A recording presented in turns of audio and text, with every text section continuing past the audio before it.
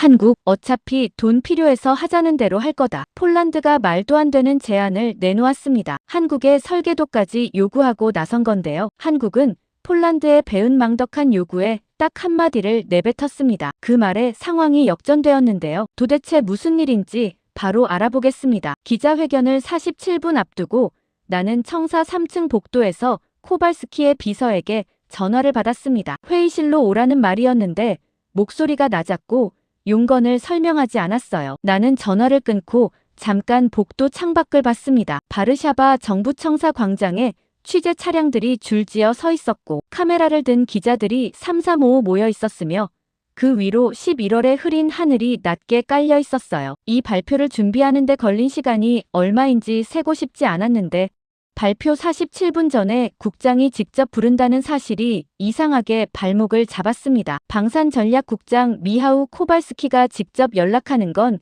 흔한 일이 아니었어요. 그런데 오늘은 타이밍이 달랐습니다. 나는 엘리베이터 대신 계단을 택했어요. 걸으면서 생각을 정리하려 했는데 정리가 되지 않았습니다. 회의실 문을 열었을 때 코발스키는 창가에 서 있었어요. 외투를 아직 걸치고 있었는데 회의실 안에 들어온 지 얼마 되지 않았다는 뜻이었고 자리에 앉을 생각이 없다는 뜻이기도 했습니다. 그의 옆에는 보좌관 한 명이 서 있었는데 나를 보자 시선을 피했어요. 나는 그 시선을 보면서 이 자리가 내가 예상한 것과 다르다는 걸 느꼈습니다. 코발스키가 테이블 위에 종이 한 장을 내려놓았어요. 손끝으로 밀어오는 동작이 천천히 계산된 것처럼 느껴졌습니다. 나는 그 종이를 집어들었어요. 숫자들이 빽빽했는데 훑는 순간 두 번째 항목에서 손이 멈췄습니다. 현지 개발권 이전 범위와 핵심 기술 협력 조건이었어요. 지난 협상 테이블에서 한국 측이 2번 거부한 내용이었는데 여기에 수정 없이 그대로 적혀 있었습니다. 나는 코발스키를 봤어요. 그는 창밖을 보고 있었는데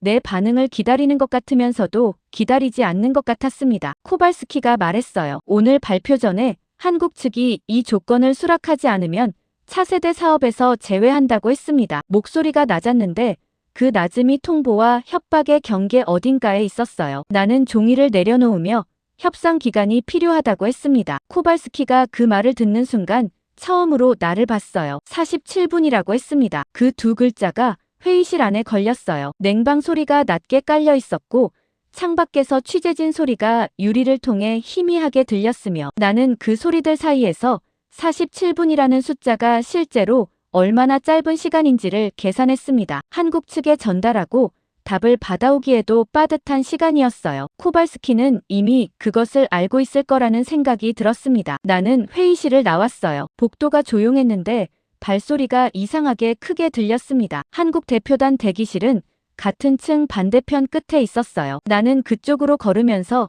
어떻게 말을 꺼낼지 생각했는데 답이 나오지 않았습니다. 한지훈은 대기실 창가 의자에 앉아 있었어요. 서류를 보고 있었는데 내가 들어서는 소리를 듣고 고개를 들었습니다. 나는 코발스키의 조건을 그대로 전달했어요. 종이를 내밀었는데 한지훈이 받아들더니 한 번 봤습니다. 오래 보지 않았어요. 종이를 돌려주는 동작이 빨랐는데 읽지 않은 게 아니라 이미 알고 있었다는 것 같은 손이었습니다. 나는 그 손을 보면서 이 사람이 어디까지 예상하고 있었는지 그 자리에서 알 수 없었어요. 한지훈이 말했습니다. 결정을 존중하겠다고 했어요. 나는 그 말을 처음 들었을 때 잘못 들은 줄 알았습니다. 반박이 없었어요. 협상하겠다는 말도 없었고 조건을 바꿔달라는 말도 없었으며 표정도 달라지지 않았습니다. 그냥 결정을 존중하겠다는 말이었는데 그 담담함이 이상하게 오래 걸렸어요. 나는 정말이냐고 물었습니다. 한지훈이 고개를 끄덕였어요. 짧은 동작이었는데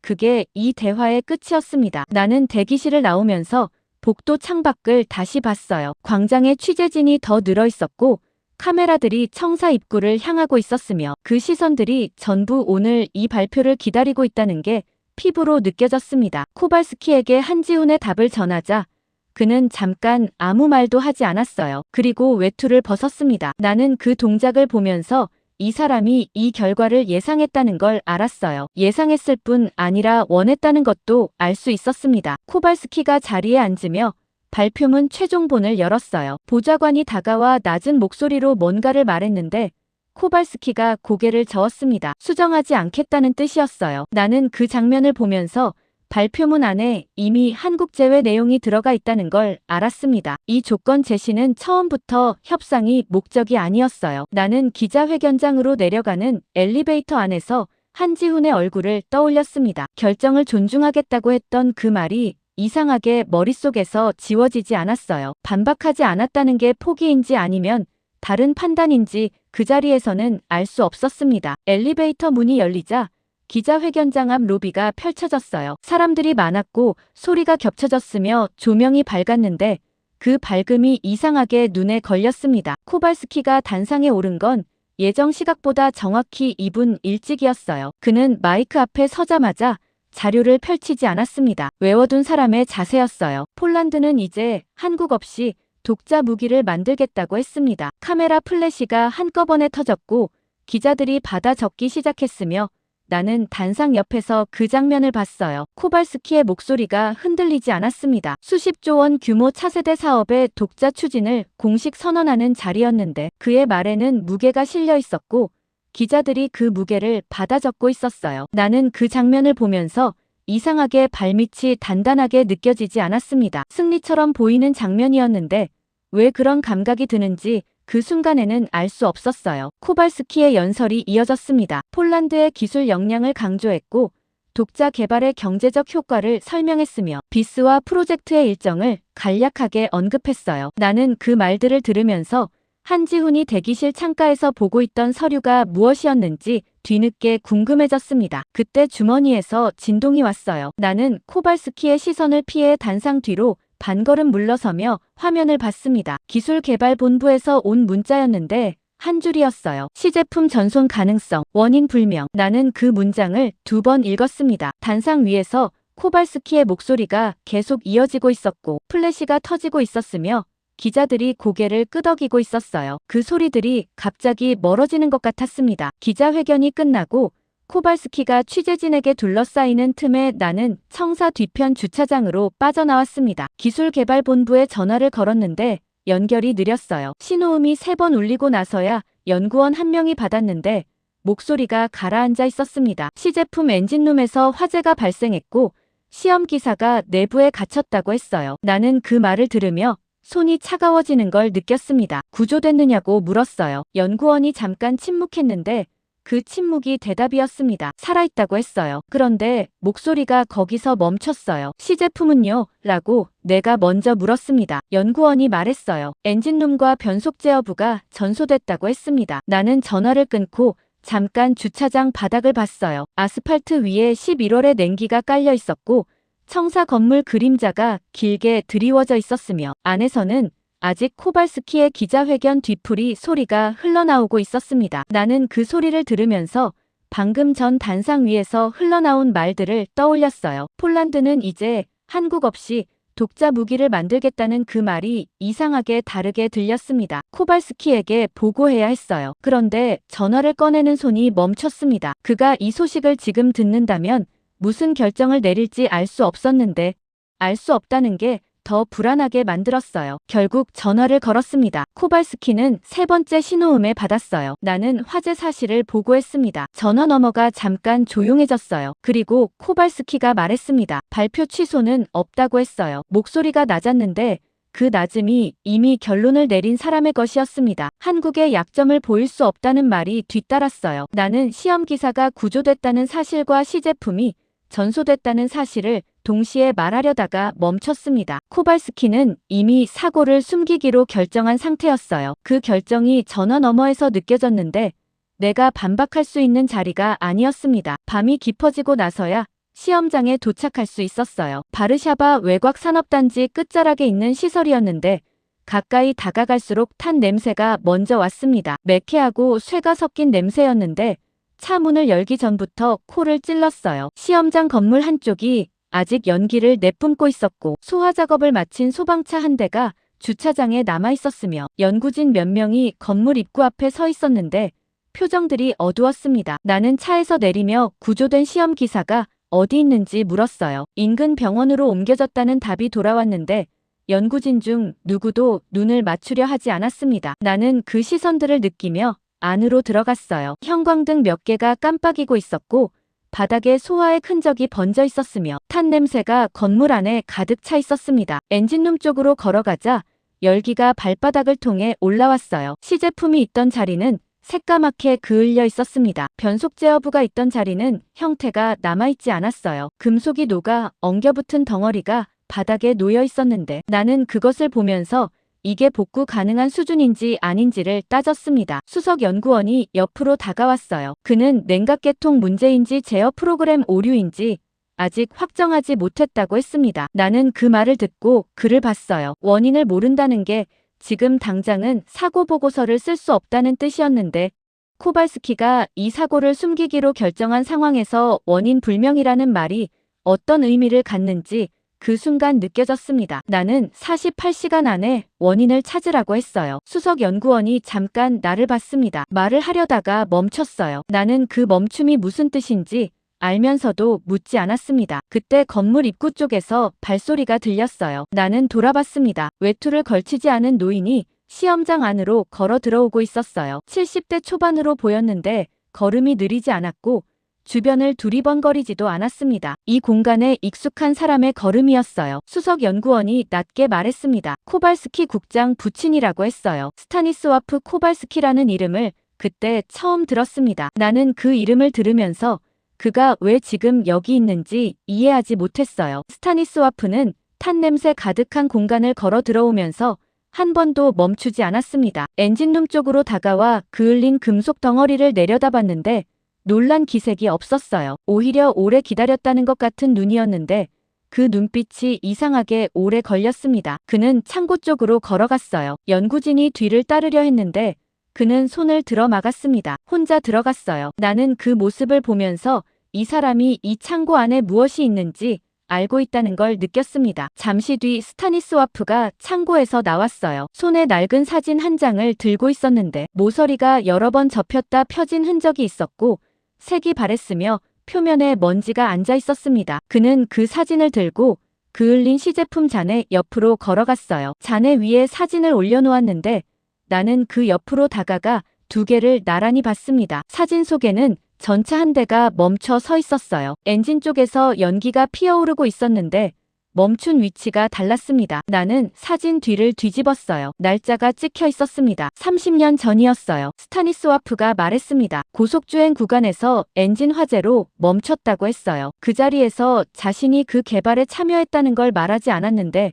말할 필요가 없었습니다. 그 사진을 가지고 있다는 것 자체가 설명이었어요. 나는 두 장면을 번갈아 봤습니다. 30년 전 전차의 멈춘 위치와 오늘 시제품이 화재를 일으킨 구간이 같았어요. 정확히 같은 건 아니었지만 이상할 만큼 비슷했습니다. 스타니스와프가 다시 말했어요. 우리도 여기서 시작해 여기서 끝났다고 했습니다. 목소리가 낮았는데 경고인지 회고인지 구분이 되지 않았어요. 나는 그 말을 들으며 무어라 대답해야 할지 몰랐습니다. 연구진이 주변에 서 있었고 형광등이 깜빡였으며 탄 냄새가 아직 가시지 않았는데 그 공기 속에서 30년이라는 숫자가 이상하게 무겁게 걸렸어요. 내가 코발스키에게 이 사실을 보고할 준비를 하는 동안 코발스키가 먼저 시험장으로 들어왔습니다. 그는 아버지를 보더니 표정이 굳었어요. 두 사람이 시선을 주고받는 순간이 짧았는데 그 짧음 안에 긴 시간이 담겨 있는 것 같았습니다. 스타니스와프가 사진을 아들에게 내밀었어요. 코발스키가 받아들더니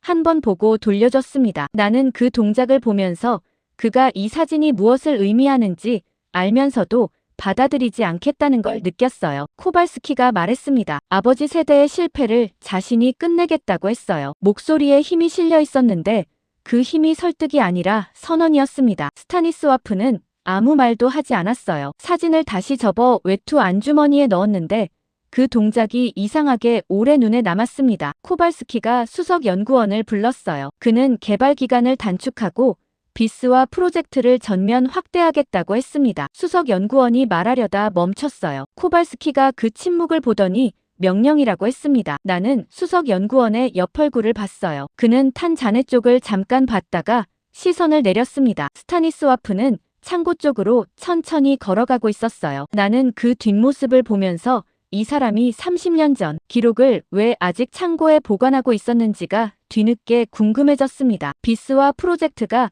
국가사업으로 격상됐다는 공문이 내려온 건 화재 사고로부터 열흘이 채 지나지 않아서였습니다. 나는 그 공문을 받아들고 첫 줄을 읽다가 멈췄어요. 국영방산업체, 대학연구소, 군 정비창에서 최고 인력을 차출한다는 내용이었는데 숫자들이 구체적이었습니다. 인원, 예산, 시설 배분까지 이미 정해져 있었어요. 화재 원인도 확정되지 않은 상태에서 이 문서가 만들어졌다는 뜻이었는데 나는 그 사실을 의식하면서도 공문을 서랍에 넣었습니다. 코발스키가 이미 결정한 것들을 내가 되돌릴 수 있는 자리가 아니었어요. 국회 보고가 있던 날 나는 방청석에서 코발스키의 발언을 들었습니다. 그는 18개월 내에 완성형 시제품을 공개하겠다고 했어요. 마이크 앞에서 목소리가 흔들리지 않았고 숫자를 말하는 방식이 확신에 차 있었으며 의원들 몇몇이 고개를 끄덕이는 게 보였습니다. 나는 18개월이라는 숫자를 들으며 시험장 바닥에 녹아내린 금속 덩어리를 떠올렸어요. 그 잔해를 분석하는 데만 얼마나 걸릴지 아직 보고서가 나오지 않은 상태였는데 코발스키는 그 위에 18개월을 얹어놓았습니다. 방청석에서 박수가 나왔어요. 나는 그 소리를 들으면서 박수치는 사람들이 시험장 탄 냄새를 맡아봤는지 생각했습니다. 개발팀이 본격적으로 꾸려진 건 국회 보고 직후였어요. 나는 첫 전체 회의에서 새로 합류한 인원들을 처음 봤습니다. 대학 연구소 쪽에서 온 제어공학자가 눈에 들어왔는데 나이가 젊었어요. 30대 초반으로 보였고 회의 내내 노트에 뭔가를 빠르게 받아 적고 있었으며 발언 기회가 주어지자 말이 많지 않았습니다. 코발스키가 그를 소개했어요. 피오트르라고 했는데 자신의 조카라는 말을 덧붙였습니다. 회의실 안 몇몇이 그 말을 들으며 미세하게 시선을 교환하는 게 보였어요. 나는 피오트르가 노트를 덮는 손을 봤습니다. 손가락 끝에 묵은 잉크 자국이 있었어요. 오래 설계를 다뤄온 사람의 손이었는데 이 자리에서 그 손이 얼마나 쓸모 있을지는 아직 알 수 없었습니다. 개발이 시작되고 나서 첫 번째 문제가 드러나는 데는 오래 걸리지 않았어요. 냉각장치 용량을 키우자 차체 중량이 설계 기준을 넘어섰습니다. 수석 연구원이 보고서를 들고 왔는데 숫자가 명확했어요. 냉각장치를 현행 설계대로 유지하면 열 관리가 안 되고 키우면 중량이 문제가 됩니다. 라고 했습니다. 나는 그 보고서를 받아들고 두 번째 줄을 읽었어요. 중량을 줄이려면 차체 구조를 바꿔야 한다는 내용이었는데 그렇게 하면 진동 특성이 달라진다고 했습니다. 나는 세 번째 줄로 시선을 내렸어요. 진동이 커지면 포탑 정밀도에 영향이 간다는 내용이 있었습니다. 하나를 해결하면 다른 하나가 흔들리는 구조였어요. 수석 연구원이 일정 재조정을 요청한 건 그로부터 며칠 뒤였습니다. 나는 그 자리에 코발스키와 함께 있었어요. 수석 연구원이 현황 자료를 테이블 위에 펼쳤는데 코발스키가 첫 페이지를 보더니 자료를 덮었습니다. 나는 그 손을 봤어요. 자료를 검토하지 않겠다는 뜻이었는데 수석 연구원도 그 뜻을 알아봤을 겁니다. 코발스키가 말했어요. 한국도 만들었는데 우리가 왜 못 만드느냐고 했습니다. 목소리에 힘이 실려 있었어요. 수석 연구원이 입을 열었다가 다시 닫았습니다. 코발스키가 강행을 지시했어요. 나는 수석 연구원이 자료를 다시 집어드는 손을 봤습니다. 손이 느렸어요. 그 느림이 동의가 아니라는 걸 말해주고 있었는데 코발스키는 이미 다른 서류를 보고 있었습니다. 회의가 끝나고 복도로 나오는데 수석 연구원이 내 옆으로 걸음을 맞췄어요. 목소리를 낮추며 말했습니다. 화재 원인을 아직 확정하지 못했다고 했어요. 냉각계통과 제어 프로그램 중 어느 쪽인지 데이터가 충분하지 않다고 했는데 말하는 속도가 빨랐습니다. 나는 그 말을 들으면서 이 사람이 회의실 안에서 하지 못한 말을 복도에서 하고 있다는 걸 알았어요. 복도 끝에서 발소리가 들렸고 수석 연구원이 말을 멈췄습니다. 돌아보지 않고 걸음을 빠르게 했어요. 나는 그 뒷모습을 보면서 원인을 모르는 채 일정을 당긴다는 게 무슨 의미인지를 생각했는데 생각이 끝나기 전에 스타니스와프의 사진이 머릿속에서 겹쳐졌습니다. 피오트르가 할아버지의 시험일지를 발견한 건 그로부터 며칠이 지나서였어요. 나는 그 사실을 피오트르에게 직접 들은 게 아니었습니다. 저녁 늦게 연구소 복도를 지나다가 불이 켜진 방이 눈에 들어왔는데 안에 피오트르가 혼자 앉아 있었어요. 노트가 아니라 낡은 철제 바인더를 보고 있었습니다. 나는 문 앞에서 잠깐 멈췄어요. 피오트르가 고개를 들었는데 나를 보는 눈빛이 이상했습니다. 놀란 것 같으면서도 놀라지 않은 것 같았어요. 나는 안으로 들어갔습니다. 바인더를 봤는데 표지에 날짜가 적혀 있었어요. 30년 전 날짜였습니다. 피오트르가 페이지 하나를 손가락으로 짚었어요. 거기에 결함 발생 기록이 적혀 있었는데 나는 그 순서를 읽었습니다. 냉각 실패가 먼저였고 그 다음이 센서 오차였으며 그 뒤에 포탑 진동이 적혀 있었어요. 나는 그 순서를 보며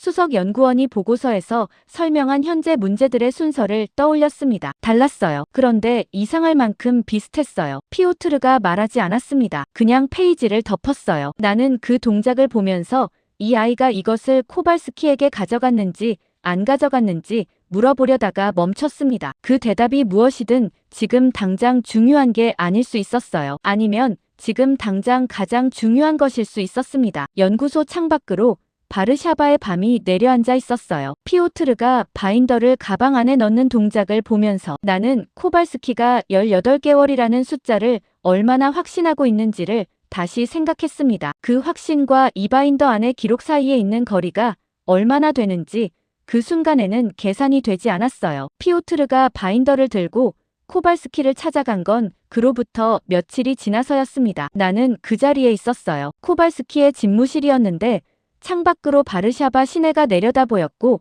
난방이 강하게 가동되고 있었으며 책상 위에 비스와 프로젝트 일정표가 펼쳐져 있었습니다. 피오트르가 바인더를 테이블 위에 올려놓으며 말했어요. 30년 전 시험 기록과 현재 발생 중인 결함 순서가 거의 같다고 했습니다. 목소리가 낮았는데 준비한 사람의 말이었어요. 코발스키가 바인더를 봤습니다. 집어들지 않았어요. 잠깐 표지를 내려다보더니 피오트르를 봤습니다. 옛날 자료에 겁먹지 말라고 했어요. 목소리가 평온했는데 그 평온함이 이미 들을 생각이 없다는 뜻이었습니다. 피오트르가 입을 열었다가 닫았어요. 나는 그 옆에서 바인더 표지를 봤습니다. 피오트르가 그것을 들고 여기까지 오는데 얼마나 많이 망설였을지 그 표지의 손때가 말해주고 있었어요. 코발스키가 일정표를 손끝으로 짚으며 말했습니다. 공개시험 일정은 그대로 간다고 했어요. 피오트르가 바인더를 가방에 넣는 손이 느렸습니다. 나는 그 손을 보면서 이 대화가 여기서 끝났다는 걸 알았어요. 공개시험용 시제품이 완성됐다는 보고가 들어온 건 그로부터 한참이 지나서였습니다. 나는 시험장에 도착했을 때 연구진의 표정부터 봤어요. 밝지 않았습니다. 완성됐다는 말이 맞기는 했는데 그 완성이 어떤 방식으로 이루어졌는지는 시험장 안으로 들어서는 순간 느껴졌어요. 엔진 쪽에서 냉각팬 소리가 평소보다 낮게 깔려 있었습니다. 수석 연구원이 옆으로 다가왔어요. 엔진 출력을 제한했다고 했습니다. 과열을 억지로 잡은 거라고 했는데 목소리가 작았어요. 나는 출력을 제한하면 이동사격 시험에서 어떤 영향이 있는지 물었습니다. 수석 연구원이 잠깐 시제품 쪽을 봤어요. 그리고 말했습니다. 문제 없을 거라고 했는데 눈이 시제품에서 떠나지 않았어요. 나는 그 시선이 문제 없을 거라는 말과 맞지 않는다는 걸 느꼈지만 더 묻지 않았습니다. 이동사격 시험이 시작된 건 그날 오후였어요. 나는 시험 통제실에서 모니터를 봤습니다. 시제품이 주행로를 따라 움직이기 시작했고 속도가 올라갔으며 포탑이 목표를 향해 돌아갔어요. 첫 탄이 나가는 순간 나는 모니터에서 눈을 떼지 않았습니다. 탄착점이 표시됐어요. 나는 그 좌표를 봤습니다. 목표에서 크게 벗어나 있었어요. 통제실 안이 잠깐 조용해졌습니다. 누군가 바람 영향이라고 했어요. 나는 그 말을 들으면서 오늘 시험장에 바람이 얼마나 불었는지를 생각했는데 그 오차를 바람으로 설명하기에는 숫자가 너무 컸습니다. 두 번째 탄을 준비하는 동안 모니터에 경고 표시가 떴어요. 자동장 전장치 정지였습니다. 통제실 안에서 기술자들이 동시에 움직이기 시작했어요. 무전 소리가 겹쳐졌고 누군가 수동 전환을 시도한다고 했으며 시제품은 주행로 위에 멈춰 서 있었습니다. 나는 모니터 속 멈춘 시제품을 보면서 첫 탄 오차와 자동장전 정지가 연결된 문제인지 아닌지를 생각했어요. 연결됐을 가능성이 높았는데 그 연결이 어디서 시작됐는지는 지금 이 자리에서 알 수 없었습니다. 코발스키가 통제실로 들어온 건 시제품이 멈추고 나서 얼마 지나지 않아서였어요. 그는 모니터를 보더니 수석 연구원을 불렀습니다. 두 사람이 통제실 한쪽으로 이동했는데 목소리는 들리지 않았어요. 나는 코발스키의 표정을 봤습니다. 굳어 있었어요. 수석 연구원이 뭔가를 설명하고 있었는데 코발스키가 고개를 젓는 게 보였습니다. 나는 그 동작이 무슨 뜻인지 알았어요. 책임자를 교체하겠다는 뜻이었습니다. 수석 연구원이 목소리를 높인 건 그 직후였어요. 통제실 안에 있던 사람들이 일제히 그쪽을 봤습니다. 나는 그 순간을 기다리고 있었는지 모르겠는데 수석 연구원의 말이 선명하게 들렸어요. 우리는 엔진도 포탑도 만들 수 있습니다. 라고 했습니다. 문제는 수천 개를 하나처럼 움직이게 만든 경험이 없다는 거라고 했어요. 목소리가 떨렸는데 그 떨림이 두려움이 아니라 오래 참아온 것이 터지는 소리였습니다. 코발스키가 그를 봤어요. 표정이 굳어 있었는데 이번엔 달랐습니다. 변명이라고 했어요. 목소리가 낮았는데 그 낮음이 이미 결론이 내려진 사람의 것이었습니다. 수석 연구원이 입을 닫았어요. 통제실 안이 조용해졌는데 냉각팬 소리만 낮게 깔렸습니다. 나는 그 소리를 들으면서 수석 연구원이 방금 한 말이 변명인지 아닌지를 생각했어요. 변명이 아니었습니다. 그런데 지금 이 자리에서 그것을 말할 수 있는 위치가 아니었어요. 코발스키가 공개 시험 날짜를 앞당기겠다고 한 건 그날 저녁이었습니다. 나는 그 말을 전화로 들었는데 전화를 끊고 나서 잠깐 아무것도 하지 않았어요. 창밖으로 바르샤바의 가로등이 켜지고 있었고 찬 공기가 창틈으로 들어왔으며 나는 그 공기를 맞으면서 첫탄 오차 좌표를 다시 떠올렸습니다. 피오트르가 연구소에 남아있다는 걸 안 건 자정이 넘어서였어요. 경비 인원에게 들었는데 혼자 불을 켜고 작업 중이라고 했습니다. 나는 그 말을 듣고 연구소로 돌아갔어요. 피오트르는 모니터 앞에 앉아 있었는데 화면에 도표가 펼쳐져 있었습니다. 오늘 이동사격 시험 데이터였어요. 나는 그 옆으로 가서 화면을 봤습니다. 피오트르가 한국 장비의 시험 성능 데이터와 오늘 비스와 시제품 데이터를 나란히 올려놓고 있었어요. 두 데이터 사이의 차이가 화면에서 바로 읽혔는데 그 차이가 어디서 오는지를 피오트르가 표시해놓고 있었습니다. 특정 핵심 부품 하나가 아니었어요. 수백 개의 항목에 걸쳐 조금씩 달랐는데 그 조금씩이 쌓여서 전체 성능 차이가 됐다는 게 도표에서 읽혔습니다. 나는 피오트르에게 이게 무슨 의미인지 물었어요. 그는 화면에서 눈을 떼지 않은 채 말했습니다. 설계도만 있으면 된다는 전제가 틀렸다고 했어요. 목소리가 낮았는데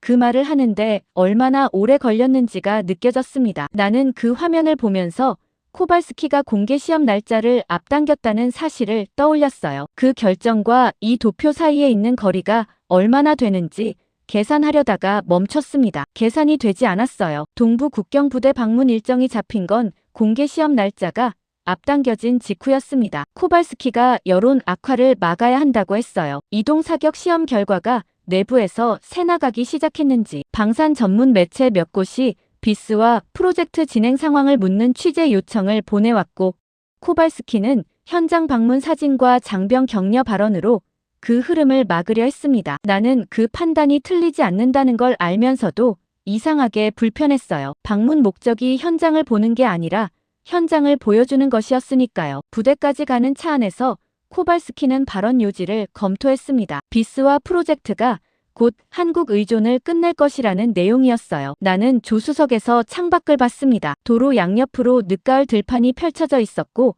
땅이 얼어 있었으며 하늘이 낮게 깔려 있었어요. 이 길 끝에 K9 자주포를 운용하는 부대가 있었는데 그 장비가 한국 기술로 만들어졌다는 사실이 오늘 이 방문의 이상한 전제였습니다. 부대 정문에서 우리를 맞은 건 부대장이 아니었어요. 대위 한 명이 경례를 하며 다가왔는데 나는 그 얼굴을 보는 순간 코발스키가 잠깐 굳는 걸 느꼈습니다. 마르타였어요. 코발스키의 딸이었는데 이 부대를 지휘하고 있다는 사실을 나는 오늘 처음 알았습니다. 코발스키도 몰랐던 것 같았어요. 아니면 알면서도 준비하지 못한 것 같았습니다. 마르타가 악수를 청했어요. 아버지에게 먼저 손을 내미는 방식이 딸의 것이 아니라 지휘관의 것이었습니다. 코발스키가 악수를 받으며 짧게 웃었는데 그 웃음이 어색했어요. 나는 두 사람이 나란히 서 있는 장면을 보면서 오늘 이 방문이 예정된 방향으로 흘러가지 않을 거라는 걸 직감했습니다. 마르타가 안내한 건 브리핑실이 아니었어요. 정비고였습니다. 건물 안으로 들어서자마자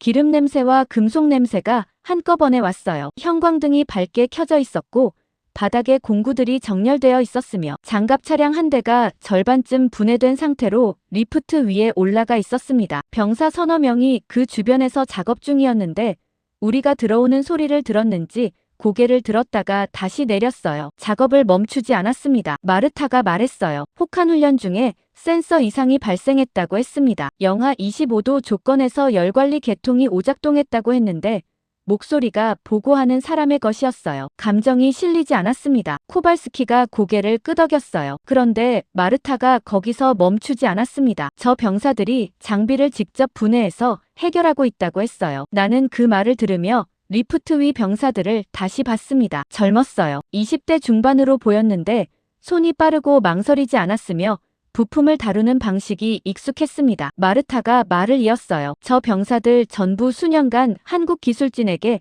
진단법과 데이터 판독을 교육받았다고 했습니다. 코발스키가 그 말을 듣고 잠깐 정비고 안을 봤어요. 그리고 말했습니다. 그래도 핵심은 한국 기술이라고 했어요. 목소리가 낮았는데 이 말을 해야 한다는 걸 알면서 하는 사람의 말이었습니다. 마르타가 코발스키를 봤어요. 나는 그 시선을 봤습니다. 딸이 아버지를 보는 눈이 아니었어요. 대위가 국장을 보는 눈이었는데 그 안에 뭔가가 더 있었습니다. 마르타가 몸을 돌려 작업대 위에 놓인 서류 파일을 집었어요. 코발스키에게 내밀었습니다. 코발스키가 받아들었는데 나는 옆에서 첫 페이지를 봤어요. 혹한 조건 열관리 고장 기록이었는데 날짜가 여러 페이지에 걸쳐 나열되어 있었고 조건값과 오류 코드가 빽빽했습니다. 마르타가 말했어요. 우리가 필요한 건 저걸 베끼는 게 아니라 우리 겨울에 맞는 걸 만드는 거 아니냐고 했습니다. 목소리가 낮았는데 그 낮음이 오래 생각해온 말의 무게를 가지고 있었어요. 코발스키가 파일에서 눈을 들었습니다. 마르타를 봤어요. 나는 두 사람 사이의 공기가 달라지는 걸 느꼈습니다. 정비고 안냉기가 목덜미를 스쳤어요. 마르타가 다시 말했습니다. 아빠가 원하는 건 독립이야. 아니면 한국 것을 폴란드산이라고 부르는 거야.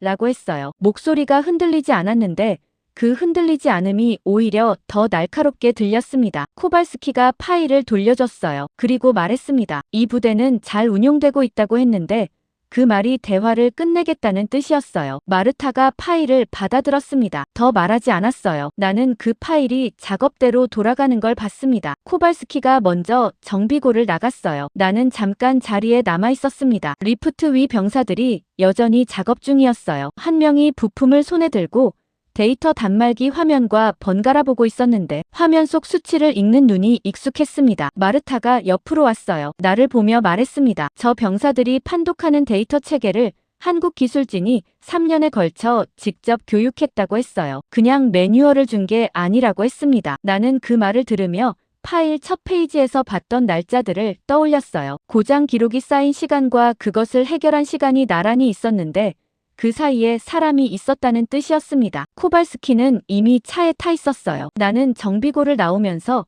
마르타가 건넨 파일이 작업대 위에 남겨진 걸 봤습니다. 코발스키가 가져가지 않았어요. 나는 그 파일을 집어들었습니다. 가져가도 된다고 했던 건 아니었는데 내려놓지 않았어요. 차에 오르며 파일을 무릎 위에 놓았는데 코발스키가 보지 않았습니다. 창밖을 보고 있었어요. 부대를 빠져나오는 동안 코발스키가 아무 말도 하지 않았습니다. 나는 무릎 위 파일의 촉감을 느끼면서 마르타의 마지막 말을 다시 생각했어요. 한국 것을 폴란드산이라고 부르는 거냐는 말이었는데 코발스키가 그 말에 반박하지 않았다는 사실이 이상하게 오래 걸렸습니다. 공개 시험 날짜가 확정됐다는 공문이 내려왔을 때 나는 마르타가 건넨 파일을 아직 책상 서랍 안에 두고 있었습니다. 열어보지 않은 건 아니었어요. 몇 번 펼쳤다가 덮었습니다. 혹한 고장 기록들이 날짜별로 쌓여 있었는데 그 기록을 볼 때마다 공개 시험 일정과 함께 생각하게 됐고 그 두 가지가 머릿속에서 나란히 놓이는 게 불편했어요. 나는 서랍을 닫고 공문을 읽었습니다. 시험장에는 장관과 군 수뇌부, 수십 개 언론사가 참석할 예정이었어요. 생중계라는 단어가 공문 안에 있었는데 나는 그 단어를 보며 잠깐 멈췄습니다. 생중계는 편집이 없다는 뜻이었어요. 시험 당일 아침 시험장에 도착했을 때 이미 중계차가 2대 서 있었습니다. 카메라맨들이 앵글을 잡고 있었고 기자들이 3355 모여 있었으며 시험장 입구에는 폴란드 국기가 걸려 있었어요. 나는 그 깃발을 보면서 오늘 이 장면이 성공하면 어떤 그림이 되고 실패하면 어떤 그림이 되는지를 생각했습니다. 생각이 너무 빨리 두 번째 쪽으로 흘렀어요. 스타니스와프가 와 있었습니다. 시험장 한쪽 관람석에 앉아 있었는데 코트를 여미고 있었어요. 나는 그가 여기 있다는 걸 코발스키가 알고 있는지 몰랐습니다. 마르타도 보였어요. 군복 차림이었는데 관람석 끝자락에 혼자 앉아 있었습니다. 두 사람이 같은 공간에 있다는 사실이 이상하게 이 시험의 무게를 달리 느끼게 했어요. 코발스키가 장관 옆에 서서 뭔가를 설명하고 있었습니다. 표정이 밝았어요. 나는 그 표정을 보면서 그가 오늘을 얼마나 기다렸는지를 느꼈습니다. 기다린 시간만큼 확신이 있었고 그 확신이 표정 위에 그대로 드러나 있었어요. 시제품이 시험로 위로 나왔습니다. 카메라들이 일제히 돌아갔어요. 생중계 화면에 시제품이 잡혔고 해설 목소리가 스피커를 통해 흘렀으며 관람석에서 낮은 웅성거림이 일었습니다. 나는 통제실 모니터 앞에 서 있었어요. 수석 연구원이 옆에 있었는데 팔짱을 낀 채 화면을 보고 있었습니다. 팔짱을 낀 손이 팔꿈치를 꽉 쥐고 있었어요. 나는 그 손을 보면서 이 사람이 오늘 시험을 어떻게 보고 있는지 알 것 같았습니다. 고속주행 구간이 시작됐어요. 시제품이 속도를 높였습니다. 엔진 소리가 시험장 전체에 울렸는데 낮고 묵직했어요. 관람석에서 박수가 나왔습니다. 코발스키가 장관 쪽으로 몸을 기울이며 뭔가를 말하는 게 보였어요. 웃음이 있었습니다. 나는 모니터 속 속도계를 봤어요. 숫자가 올라가고 있었고 엔진 온도 수치가 화면 한쪽에 표시되고 있었는데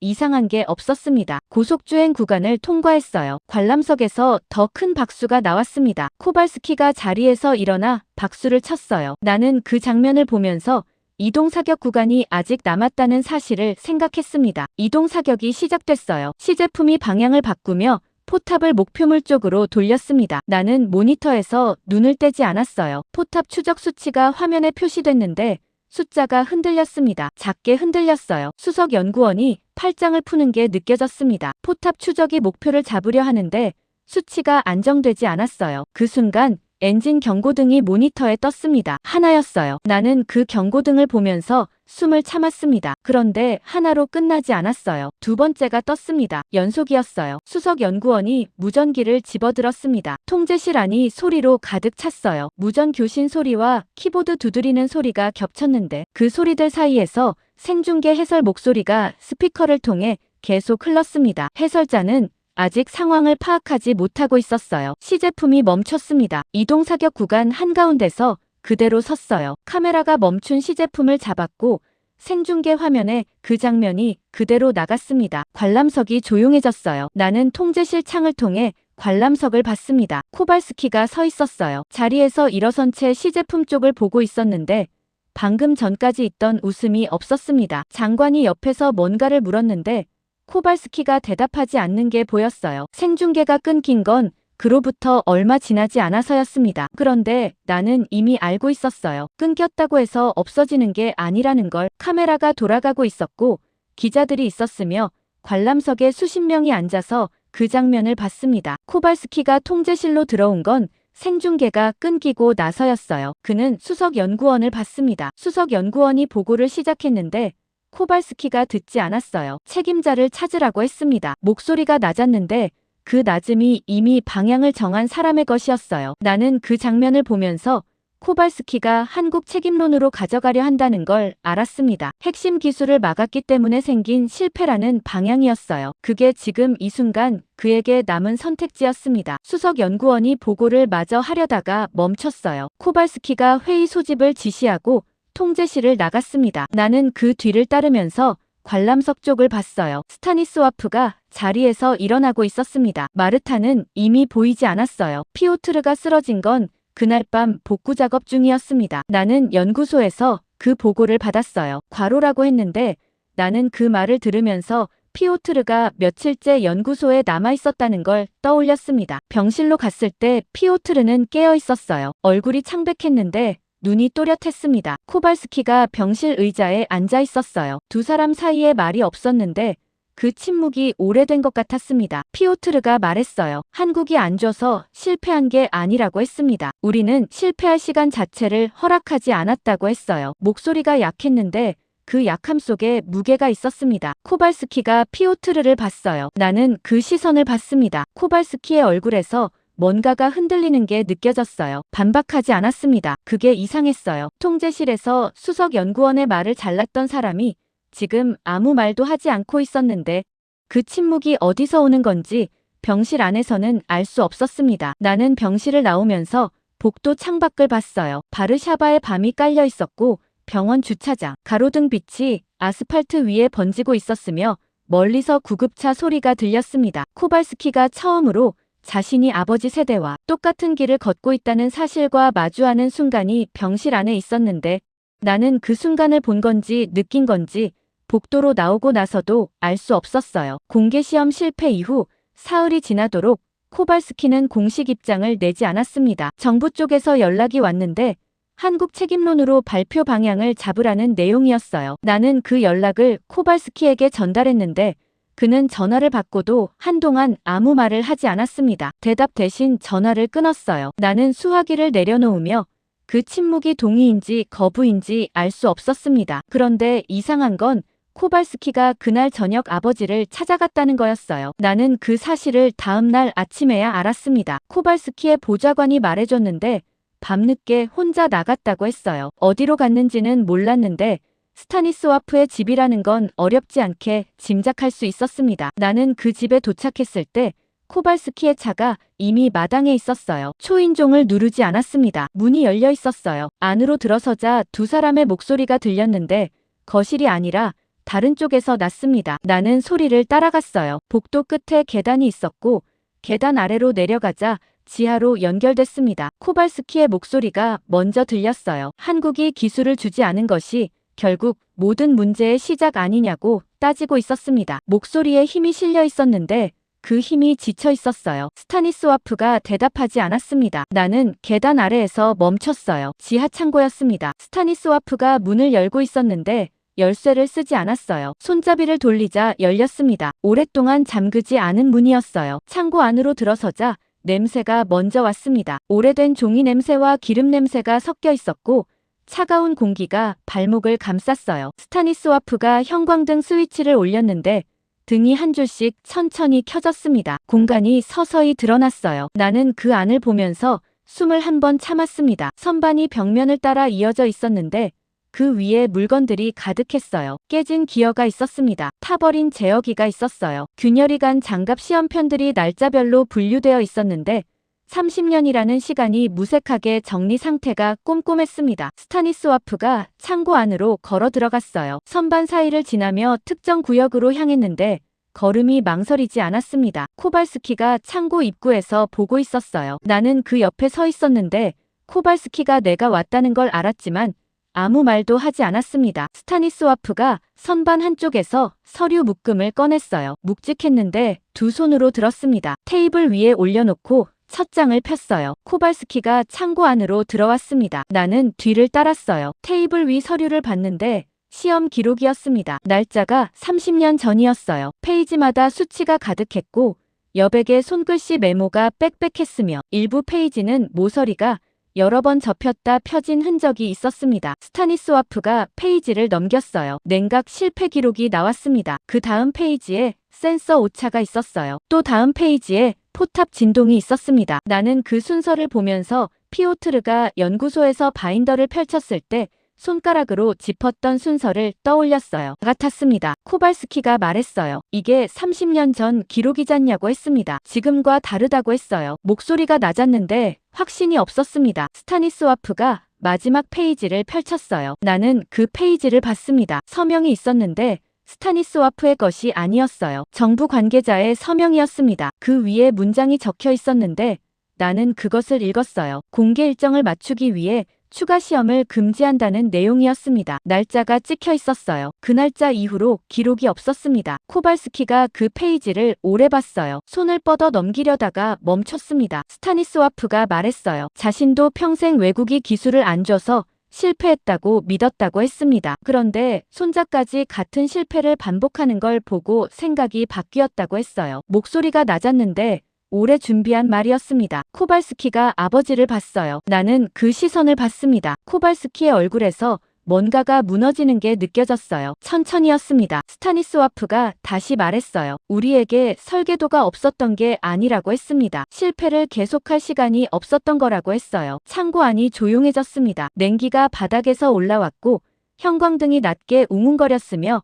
선반 위 깨진 기어들이 그 소리 속에 있었어요. 나는 그 공간에 서 있으면서 30년 전 서명 하나가 이 집 지하에서 이 순간까지 보관돼 있었다는 사실을 생각했습니다. 스타니스와프가 이것을 왜 버리지 않았는지, 그 자리에서 물을 수 없었어요. 코발스키가 먼저 창고를 나갔습니다. 발소리가 느렸어요. 계단을 오르는 소리가 들렸는데 나는 스타니스와프와 창고 안에 잠깐 남아 있었습니다. 스타니스와프가 서류 묶음을 다시 덮었어요. 손이 느리지 않았습니다. 오래 해온 동작이었어요. 나는 창고를 나오면서 코발스키가 내일 예정된 기자회견 원고를 어떻게 할지 생각했습니다. 한국 책임론으로 잡혀있던 방향이 오늘 밤 이 창고 안에서 달라질 수 있을지 알 수 없었어요. 다음 날 오전 코발스키의 사무실에서 그가 원고를 찢는 걸 봤습니다. 소리가 났어요. 나는 그 소리를 들으며 그가 비스와 프로젝트 전면 재검증을 명령하는 말을 들었습니다. 목소리가 달라져 있었어요. 그런데 코발스키가 지시를 끝내기도 전에 보좌관이 들어왔습니다. 연구소 앞에 화물이 도착했다고 했어요. 한국발이라고 했는데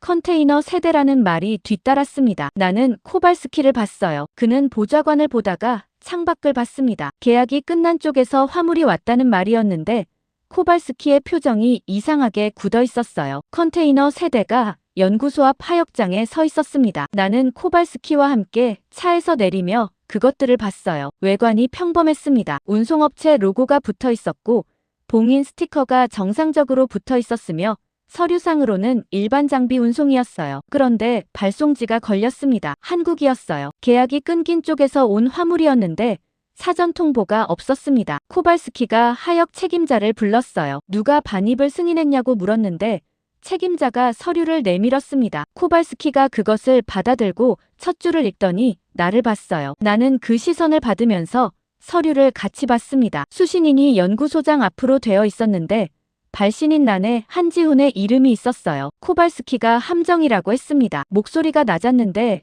그 낮음이 확신이었어요. 나는 그 말을 들으며 컨테이너를 봤습니다. 함정이라는 말이 틀리지 않을 수도 있었어요. 그런데 함정이라면 무엇을 노리는 건지 그 자리에서는 알 수 없었습니다. 개봉 지시가 내려졌어요. 연구진 몇 명이 다가와 봉인을 뜯었습니다. 첫 번째 컨테이너 문이 열리자 나는 안을 봤어요. 부품이나 설계도가 아니었습니다. 장비였어요. 열충격 시험기가 있었고 진동 측정 장비가 있었으며 고장 재현 모듈이 있었습니다. 두 번째 컨테이너에는 교육용 부품들이 들어있었는데 폐기 처리된 것들이었어요. 세 번째 컨테이너를 여는 동안 나는 첫 번째 장비들을 다시 봤습니다. 열충격 시험기는 새 것이 아니었어요. 사용 흔적이 있었는데 관리 상태가 좋았습니다. 누군가 오래 써온 장비를 정리해서 보낸 것이었어요. 코발스키가 컨테이너 옆에 서 있던 연구원에게 이게 무슨 목적이냐고 물었습니다. 연구원이 대답하기 전에 하역장 입구에서 발소리가 났어요. 나는 돌아봤습니다. 3명이 들어오고 있었어요. 작업복 차림이었는데 짐이 없었고 손에 서류 하나씩만 들고 있었으며 걸음이 익숙한 사람들의 것이었습니다. 한국 기술자였어요. 3명 중 앞에 선 사람이 코발스키를 보며 인사했는데 한국어 억양이 섞인 폴란드어였습니다. 코발스키가 그들을 보더니 출입을 막으라고 했어요. 하역 책임자가 움직이려는 순간 연구소 쪽에서 수석 연구원이 뛰어나왔습니다. 그는 코발스키에게 잠깐 들어보자고 했어요. 목소리가 빨랐는데 이 사람이 무언가를 알고 있다는 것 같았습니다. 코발스키가 수석 연구원을 봤어요. 잠깐이었습니다. 그리고 한국 기술자들을 봤어요. 기술자들이 자리에서 움직이지 않았습니다. 출입이 막혔는데도 표정이 달라지지 않았어요. 앞에 선 기술자가 말했습니다. 설계 자료를 보지 않는 조건으로 안전시험만 돕겠다고 했어요. 목소리가 낮았고 속도가 일정했으며 그 말 외에 덧붙이지 않았습니다. 코발스키가 수석 연구원을 다시 봤어요. 수석 연구원이 고개를 끄덕였습니다. 나는 그 동작을 보면서 수석 연구원이 이 화물이 오기 전에 이미 연락을 받았거나 내용을 알고 있었을 거라는 생각이 들었어요. 코발스키가 말했습니다. 실패를 구경하러 왔느냐고 했어요. 목소리가 낮았는데 그 안에 여러 가지가 섞여 있었습니다. 분노인지 자존심인지 그 자리에서 구분이 되지 않았어요. 한국 기술자가 코발스키를 봤습니다. 대답이 바로 나오지 않았어요. 잠깐이었는데 그 잠깐이 이상하게 길었습니다. 그리고 말했어요. 실패를 구경하러 온 게 아니라고 했습니다. 그게 전부였어요. 코발스키가 입을 열었다가 닫았습니다. 나는 그 순간을 봤어요. 코발스키가 한지훈을 찾은 건 그로부터 얼마 지나지 않아서였습니다. 한지훈은 하역장 바깥 차량 옆에 있었어요. 혼자였는데 컨테이너 쪽을 보고 있었습니다. 코발스키가 다가가며 말했어요. 계약도 끝났는데 왜 돕느냐고 했습니다. 목소리가 낮았어요. 질문이었는데 따지는 말이었고 따지는 말이었는데 답을 기다리는 것 같기도 했습니다. 한지훈이 코발스키를 봤어요. 대답이 길지 않았습니다. 사업에서 경쟁하는 것과 사람이 다치는 건 별개라고 했어요. 목소리가 평온했는데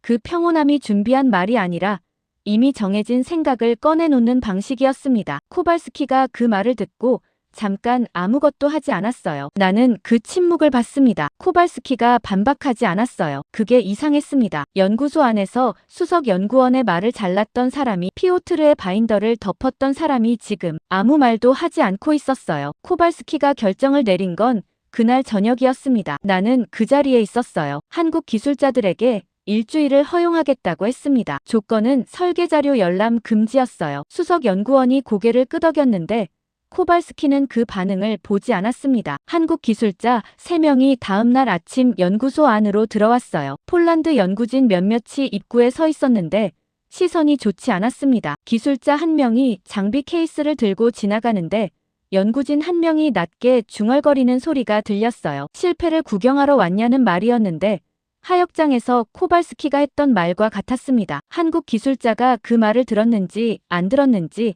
걸음이 달라지지 않았어요. 나는 그 뒷모습을 보면서 이 사람들이 여기서 일주일 동안 무엇을 할 수 있는지 그 순간에는 알 수 없었습니다. 시험실 안으로 들어서자 한국 기술자들이 장비를 내려놓고 준비를 시작했어요. 나는 그 옆에서 지켜봤습니다. 첫 번째로 꺼낸 것이 고장 재현 모듈이었는데 수석 연구원이 다가와 봤어요. 이게 뭘 하는 장비냐고 물었습니다. 앞에 선 기술자가 말했어요. 고장난 부품을 다시 망가뜨리는 시험을 시작하겠다고 했습니다. 수석 연구원이 그 말을 듣고 기술자를 봤어요. 나는 수석 연구원의 표정을 봤습니다. 황당하다는 얼굴이었어요. 고장난 것을 고치는 게 아니라 다시 망가뜨린다는 말이 이 자리에서 어떻게 들렸는지 그 표정이 말해주고 있었습니다. 한국 기술자가 모듈을 테이블 위에 올려놓으며 말했어요. 어떻게 망가지는지를 알아야 어떻게 고칠지를 안다고 했습니다. 그게 전부였어요. 덧붙이지 않았습니다. 수석 연구원이 나를 봤어요. 나는 그 시선을 받으면서 이 시험이 일주일 안에 무엇을 보여줄 수 있는지 아직 알 수 없었습니다. 그런데 이상하게도 코발스키가 한지훈의 말에 반박하지 않았던 그 침묵이 머릿속에서 지워지지 않았어요. 첫날 시험이 시작됐을 때 나는 시험실 한쪽에서 지켜봤습니다. 한국 기술자들이 고장 재현 모듈을 연결하고 조건값을 입력하기 시작했는데 폴란드 연구진 몇몇이 그 옆에 서 있었어요. 처음에는 보는 눈이 차가웠습니다. 그런데 기술자들이 첫 번째 시험을 시작하자 분위기가 달라졌어요. 원인을 찾는 시험이 아니었습니다. 엔진 온도를 특정 구간까지 올린 뒤 냉각 조건을 조금 바꿔 같은 상황을 다시 만들었어요. 고장을 재현하는 시험이었는데 해결책을 내놓는 게 아니었습니다. 수석 연구원이 기술자 옆으로 다가갔어요. 원인을 알고 있는 거냐고 물었습니다. 기술자가 모니터를 보며 말했어요. 지금은 모른다고 했습니다. 수석 연구원이 그 말을 듣고 나를 봤어요. 나는 그 시선을 받으면서 이 대답이 솔직한 건지 아니면 다른 뜻이 있는 건지 그 자리에서는 알 수 없었습니다. 이틀이 지났어요. 시험은 계속됐는데 달라지는 게 없었습니다. 온도 조건을 바꾸고 회전수를 조정하고 진동 범위를 넓혔다가 좁혔다가 했어요. 같은 시험을 조건만 조금씩 달리해서 반복했는데 매번 결과가 미세하게 달랐습니다. 폴란드 연구진이 조급해지기 시작한 건 사흘째 저녁이었어요. 수석 연구원이 한국 기술자들을 회의실로 불렀습니다. 나는 그 자리에 있었어요. 수석 연구원이 말했습니다. 시간 낭비라고 했어요. 같은 시험을 반복하는 것만으로는 아무것도 알 수 없다고 했는데 목소리에 힘이 실려 있었습니다. 기술자들이 그 말을 들었어요. 앞에 선 기술자가 수석 연구원을 봤는데 반박하지 않았습니다. 잠깐 침묵했어요. 그리고 말했어요. 지금까지 23번 같은 조건에서 다른 결과가 나왔다고 했습니다. 그 차이가 어디서 오는지를 찾고 있다고 했어요. 목소리가 낮았는데 설명이 길지 않았습니다. 수석 연구원이 철수를 요구한 건 그날 밤이었어요. 나는 코발스키에게 그 사실을 보고했습니다. 코발스키가 전화를 받고 잠깐 말이 없었어요. 그리고 말했습니다. 일주일이 아직 남았다고 했어요. 그게 전부였습니다. 전화가 끊겼어요. 나는 수화기를 내려놓으며 코발스키가 왜 그 말을 했는지 생각했습니다. 확신이 있어서인지 아니면 다른 이유가 있는지 알 수 없었어요. 피오트르가 시험실에 들어온 건 나흘째 오전이었습니다. 병원에서 퇴원한 지 얼마 되지 않았는데 얼굴이 아직 창백했어요. 나는 그를 보며 쉬어야 한다고 했는데 그는 노트를 들고 있었습니다. 마르타가 보낸 혹한 훈련 데이터가 담긴 파일이었어요. 나는 그 파일을 봤습니다. 부대 방문 때 내가 들고 온 것이었는데 피오트르가 언제 가져갔는지 몰랐어요. 피오트르가 한국 기술자들에게 파일을 건넸습니다. 기술자가 받아들고 첫 장을 펼쳤어요. 훑는 속도가 빠르지 않았습니다. 페이지를 넘기는 손이 멈췄어요. 기술자가 피오트르를 봤습니다. 이 데이터를 시험값에 대입해도 되냐고 물었어요. 피오트르가 고개를 끄덕였습니다. 기술자들이 움직이기 시작했어요. 시험 조건을 다시 세팅했는데 이번엔 달랐습니다. 영하 25도 조건을 기준으로 온도 변화폭을 마르타의 훈련 데이터에 맞췄어요. 실제 현장 조건이었습니다. 나는 그 세팅을 보면서 지금까지 시험이 실험실 조건이었다는 걸 뒤늦게 생각했어요. 시험이 재개됐습니다. 24번째였어요. 결과가 이전과 달랐습니다. 25번째도 달랐어요. 나는 모니터를 보면서 수치들이 변하는 걸 봤는데 무엇이 달라진 건지 그 자리에서 읽히지 않았습니다. 30번째 시험에서 수석 연구원이 모니터 앞으로 다가왔어요. 나는 그 옆에 섰습니다. 수치들이 특정 구간에서 반복적으로 같은 패턴을 보이고 있었어요. 수석 연구원이 낮게 말했습니다. 이게 뭐냐고 했어요. 기술자가 모니터를 가리키며 말했습니다. 아직 모른다고 했어요. 그런데 이 패턴이 반복된다면 그 구간에서 뭔가가 겹친다는 뜻이라고 했습니다. 목소리가 낮았고 설명이 짧았어요. 47번째 시험이 시작된 건 닷새째 오후였습니다. 나는 시험실 한쪽에 서 있었어요. 피오트르가 옆에 있었는데 노트의 수치를 받아 적고 있었습니다. 시험이 진행됐어요. 모니터 위 수치들이 올라가기 시작했는데 나는 그 숫자들을 봤습니다. 특정 구간에 들어서는 순간 3개의 수치가 동시에 튀었어요. 시험실 안이 잠깐 조용해졌습니다. 기술자가 화면을 가리켰어요. 피오트르가 노트를 덮었습니다. 차체 진동과 센서 오차와 제어 프로그램이 같은 순간에 충돌하는 조건이 드러났어요. 3개가 따로 문제를 일으키는 게 아니었습니다. 특정 온도와 속도 조건이 겹치는 순간 3개가 동시에 반응하는 구조였어요. 수석 연구원이 말했습니다. 왜 처음부터 알려주지 않았냐고 했어요. 목소리가 높아졌는데 그 안에 놀라움이 있었고 안도가 있었으며 무언가 다른 것도 있었습니다. 기술자가 수석 연구원을 봤어요. 처음부터 알고 있었으면 여기서 찾은 게 아니라고 했습니다. 목소리가 낮았는데 그 말이 끝나는 순간 수석 연구원이 입을 닫았어요. 나는 그 침묵을 들으면서 이 말이 무슨 뜻인지 생각했습니다. 기술자가 몸을 돌렸어요. 나와 수석 연구원에게 따라오라고 했습니다. 시험실을 나와 복도를 지났어요. 연구소 옆 별도 보관동이었는데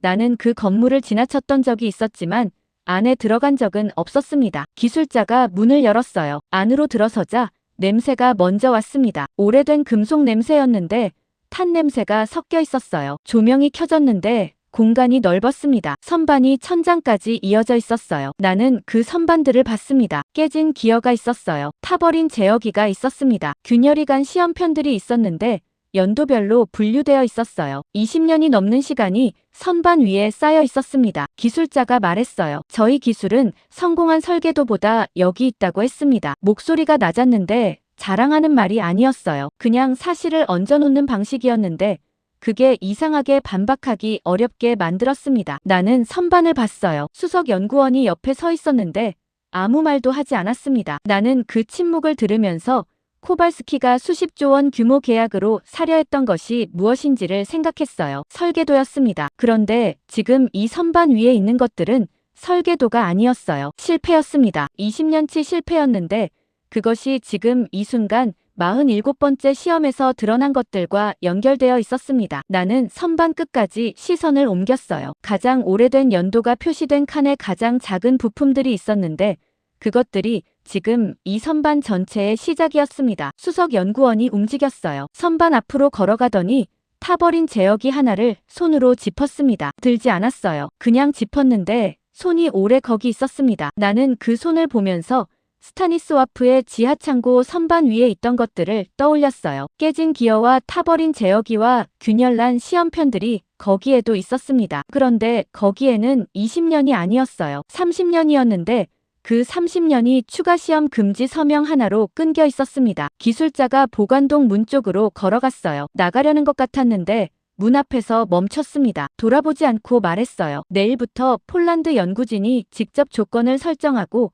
시험을 진행하면 된다고 했습니다. 우리는 옆에 있겠다고 했어요. 그 말이 끝나고 기술자가 보관동을 나갔습니다. 나는 수석 연구원과 보관동 안에 남아 있었어요. 선반 위 20년치 실패들이 조명 아래 있었고 냄새가 가시지 않았으며 수석 연구원의 손이 아직 제어기 위에 있었습니다. 나는 그 손을 보면서 코발스키가 이 보관동 안에 있는 것들을 봤다면 한국 책임론 원고를 찍기 전에 무언가 다른 것을 먼저 했을 거라는 생각이 들었어요. 그 생각이 맞는지 틀리는지 알 수 없었습니다. 바르샤바로 돌아온 건 한국 기술자들이 일주일 일정을 마친 직후였습니다. 나는 연구소를 나서면서 보관동 안에서 봤던 것들이 아직 눈에 남아 있었어요. 20년치 실패가 선반 위에 쌓여있던 장면이었는데 바르샤바로 오는 내내 그 장면이 지워지지 않았습니다. 장관실에서 연락이 온 건 도착하고 나서 얼마 지나지 않아서였어요. 한국과 재협상하라는 지시였는데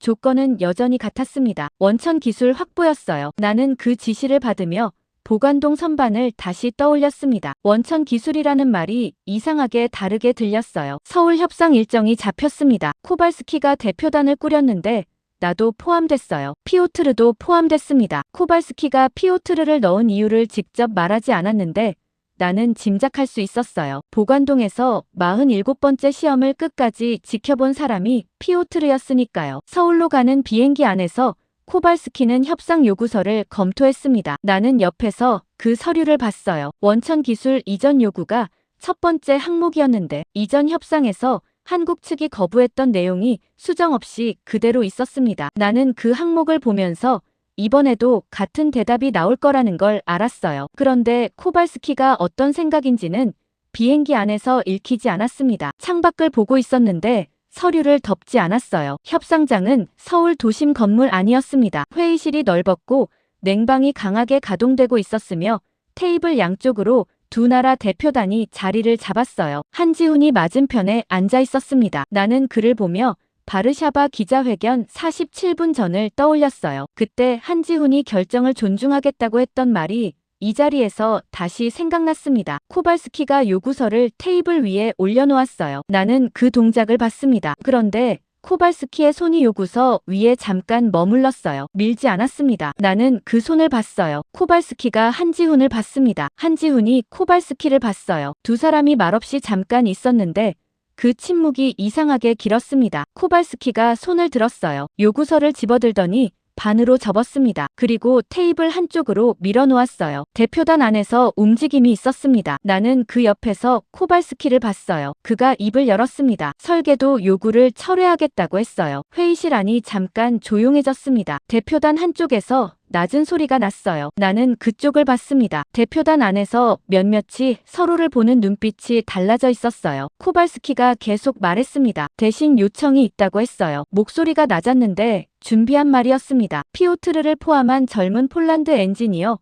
200명을 한국의 실제 개발팀에 투입해달라고 했어요. 설계와 시험과 실패와 수정 과정을 직접 경험하게 해달라고 했습니다. 한지훈이 그 말을 들었어요. 표정이 달라지지 않았는데 나는 그 표정을 보면서 이 사람이 이 제안을 예상했는지 아닌지 알 수 없었습니다. 대표단 안에서 반발이 나왔어요. 코발스키 옆에 앉은 관계자가 말했습니다. 이것은 폴란드 엔지니어를 한국 아래에 보내는 것이라고 했어요. 목소리에 힘이 실려 있었고 테이블 주변 몇몇이 고개를 끄덕이는 게 보였습니다. 나는 그 반응을 보면서 이 방안에 두 가지 판단이 동시에 있다는 걸 느꼈어요. 코발스키는 반발에 대답하지 않았습니다. 한지훈을 보고 있었어요. 한지훈이 말하지 않았습니다. 서류를 보고 있었는데 손가락이 테이블 위에서 움직이지 않았어요. 회의실 냉방 소리가 낮게 깔렸습니다. 나는 그 침묵 속에서 한지훈이 즉답하지 않는 이유를 생각했어요. 거부인지 검토인지 그 자리에서 알 수 없었습니다. 한지훈이 입을 열었어요. 잠시 후였습니다. 학생으로 오면 받지 않겠다고 했어요. 목소리가 낮았는데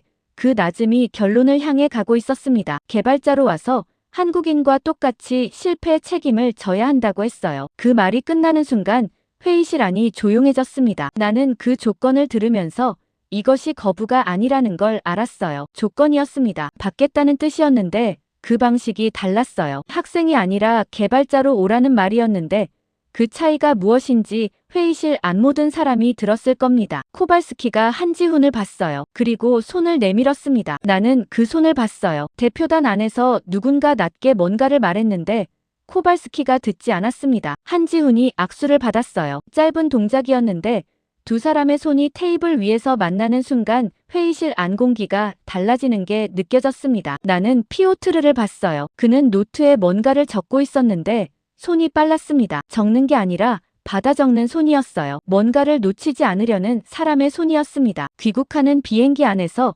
코발스키가 처음으로 창밖을 보지 않았어요. 눈을 감고 있었는데 자는 것 같지 않았습니다. 나는 옆에서 그 얼굴을 봤어요. 정부 승인을 받지 않은 악수였습니다. 그 사실이 이 비행기가 착륙하는 순간부터 문제가 될 거라는 걸 알고 있었어요. 공항에 내리자마자 코발스키의 전화기가 울리기 시작했습니다. 나는 그 소리를 들으면서 서울 협상장에서 한지훈이 했던 말을 다시 생각했어요. 실패의 책임을 져야 한다는 말이었는데 그 말이 지금 이 순간 코발스키에게 먼저 적용되고 있었습니다. 코발스키가 전화를 받지 않았어요. 그런데 공항 출구로 나서는 발걸음이 느리지 않았습니다. 나는 그 뒷모습을 보면서 이 사람이 서울에서 무언가를 두고 왔는지 아니면 무언가를 들고 왔는지 아직 알 수 없었어요. 그런데 공항 입구에서 기자들이 기다리고 있었습니다. 엔지니어 200명 파견안이 이미 언론에 유출된 뒤였어요. 공항을 빠져나오는데 1시간이 걸렸습니다. 기자들이 출구를 막고 있었고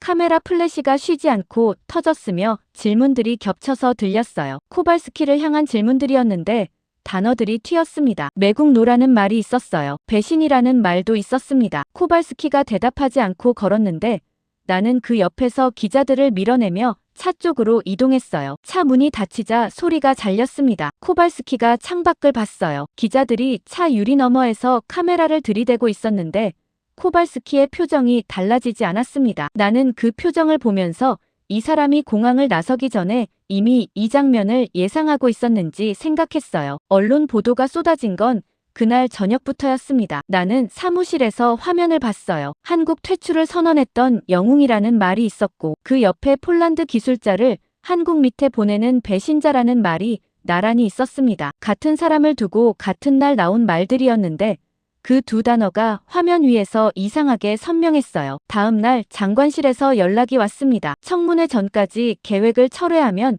책임을 덮어주겠다는 내용이었어요. 나는 그 연락을 코발스키에게 전달했는데 그는 서류를 보다가 멈췄습니다. 연락 내용을 들으며 잠깐 아무것도 하지 않았어요. 나는 그 침묵이 얼마나 갈지 기다렸습니다. 코발스키가 서류를 다시 폈어요. 대답하지 않겠다는 뜻이었습니다. 스타니스와프가 쓰러졌다는 연락이 온 건 그로부터 며칠이 지나서였어요. 지병이었는데 악화됐다고 했습니다. 나는 코발스키에게 직접 전하지 못하고 보좌관을 통해 넘겼어요. 코발스키가 병원으로 갔다가 돌아온 건 저녁이었는데 표정을 읽을 수 없었습니다. 사무실에 들어서며 외투를 걸고 책상 앞에 앉았는데 서류를 열지 않았어요. 나는 그 옆에 있었습니다. 코발스키가 말하지 않았어요. 나도 말하지 않았습니다. 창밖으로 바르샤바의 밤이 깔려 있었고 건물 불빛이 유리창에 반사됐으며 난방 소리가 낮게 깔렸어요. 스타니스와프가 아들에게 마지막 선택을 맡겼다는 말을 코발스키가 꺼낸 건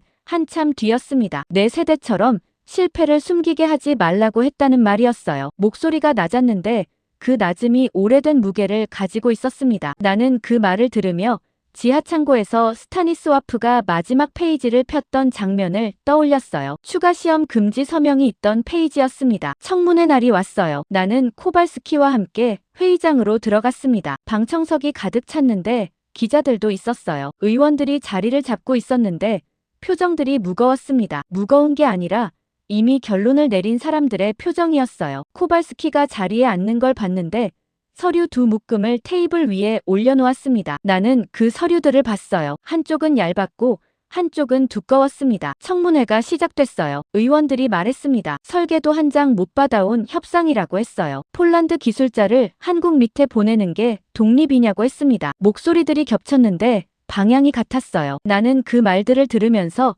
코발스키를 봤습니다. 그는 의원들을 보고 있었는데 반박하지 않았어요. 기다리는 것 같았습니다. 의원 한 명이 목소리를 높였어요. 이번 협상은 처음부터 한국에 끌려다닌 거라고 했습니다. 코발스키가 그 말이 끝나기를 기다렸어요. 그리고 테이블 위 얇은 서류 묶음을 들었습니다. 비스와 프로젝트 초기 사고 보고서였어요. 한 장이었습니다. 의원들에게 보였어요. 그리고 두꺼운 묶음을 들었습니다. 한국식 재검증 이후 쌓인 실패 기록이었는데 수백 장이었어요. 두 묶음을 나란히 들고 말했습니다. 이 차이가 설계도가 아니라고 했어요. 목소리가 낮았는데 흔들리지 않았습니다. 방청석이 조용해졌어요. 의원석에서 낮은 소리가 났는데 아까보다 작았습니다. 코발스키가 계속 말했어요. 자신의 첫 판단이 틀렸다고 했습니다. 한국 없이 18개월이면 된다고 했던 판단이 틀렸다고 했어요. 공개적으로 인정하는 말이었는데 목소리가 달라지지 않았습니다. 나는 그 말을 들으면서 코발스키가 이것을 언제 결심했는지 생각했어요. 병원에서 아버지를 보고 온 저녁이었는지 아니면 지하창고에서 마지막 페이지를 봤던 밤이었는지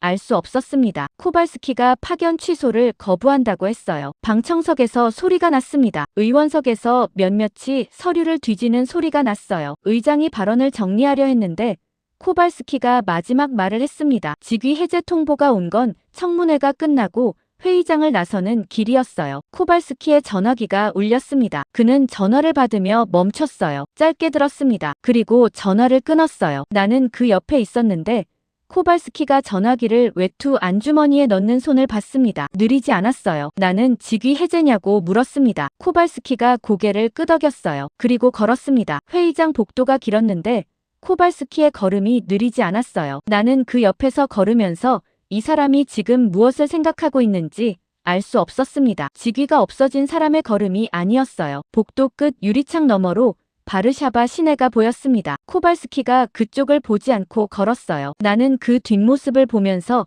피오트르가 지금 어디 있는지 생각했습니다. 서울로 가는 일정이 잡혀 있었어요. 코발스키가 직위 해제된 상태에서 그 일정이 어떻게 될지 그 복도에서는 알 수 없었는데 피오트르가 이미 짐을 싸기 시작했다는 연락이 코발스키의 전화기가 아니라 내 전화기로 들어온 건 그로부터 얼마 지나지 않아서였습니다. 한국 개발 현장에 피오트르가 남은 지 3년이 지났습니다. 나는 그 시간 동안 현장 보고를 정기적으로 받았는데 피오트르의 보고는 다른 엔지니어들과 달랐어요. 성과를 쓰지 않았습니다. 실패한 것들을 먼저 썼어요. 몇 번째 시험에서 무엇이 틀렸고 다음에 무엇을 바꿨는지를 순서대로 적었는데 읽을수록 그 기록이 한국 보관동 선반 위에 쌓여있던 것들과 닮아가고 있었습니다. 나는 그 사실을 피오트르에게 말하지 않았어요. 말할 필요가 없었습니다. 피오트르가 이미 알고 있을 거라는 걸 보고서에서 느낄 수 있었어요. 최종 시험 일정이 잡혔다는 연락이 온 건 늦은 오후였습니다. 피오트르가 직접 보낸 메시지였는데 짧았어요. 마르타가 제공한 혹한 데이터를 바탕으로 폴란드 팀이 독자 설계한 열관리 모듈의 최종 시험을 시작한다고 했습니다. 나는 그 메시지를 읽으며 마르타가 부대 정비고에서 건넸던 파일을 떠올렸어요. 영하 25도 혹한 훈련 고장 기록이었는데 그것이 3년을 돌아 지금 이 시험의 출발점이 됐다는 사실이 이상하게 실감이 나지 않았습니다. 현장 보고가 들어온 건 시험이 시작되고 나서 얼마 지나지 않아서였어요. 첫 시험에서 센서가 얼었다는 내용이었습니다. 나는 그 보고를 받으며 숫자를 봤어요. 온도 조건과 센서 오류 코드가 적혀 있었는데 수치가 낯설지 않았습니다. 마르타의 파일에서 봤던 범위였어요. 두 번째 시험 보고가 들어왔습니다. 출력이 급락했다는 내용이었어요. 나는 두 번째 보고를 읽으며 첫 번째 보고를 다시 봤습니다. 두 번 연속 실패였는데 그 실패가 같은 원인이 아니었어요. 다른 지점에서 다른 방식으로 무너지고 있었습니다. 현장에서 회의가 소집됐다는 연락이 왔어요. 납기 책임자가 검증된 한국 모듈로 복귀하자는 지시를 내렸다는 내용이었습니다. 나는 그 연락을 받으며 피오트르가 그 자리에 어떤 표정으로 앉아 있을지 생각했어요. 보고가 오지 않았습니다. 나는 기다렸어요. 1시간이 지났는데 연락이 없었습니다. 나는 피오트르에게 직접 메시지를 보냈어요. 괜찮냐고 물었는데 대답이 오지 않았습니다. 또 1시간이 지났어요. 현장에서 연락이 왔는데 피오트르가 아니었습니다. 현장 코디네이터였는데 목소리가 낮았어요. 피오트르가 회의에서 자신의 직책을 걸고 반대했다고 했습니다. 한 번만 더 하겠다고 했다는 말이 뒤따랐어요. 나는 그 말을 들으며 전화기를 쥔 손에 힘이 들어가는 걸 느꼈습니다. 직책을 건다는 게 무슨 의미인지 알고 있었어요. 코발스키가 청문회장을 걸어 나오던 장면이 머릿속에서 겹쳐졌습니다. 세 번째 시험 준비가 시작됐다는 보고가 들어온 건 그로부터 한참이 지나서였어요. 피오트르가 마르타가 보내온 실제 훈련 로그를 다시 가져왔다는 내용이었습니다. 제어값을 처음부터 다시 짰다는 말이 뒤따랐어요. 나는 그 보고를 읽으며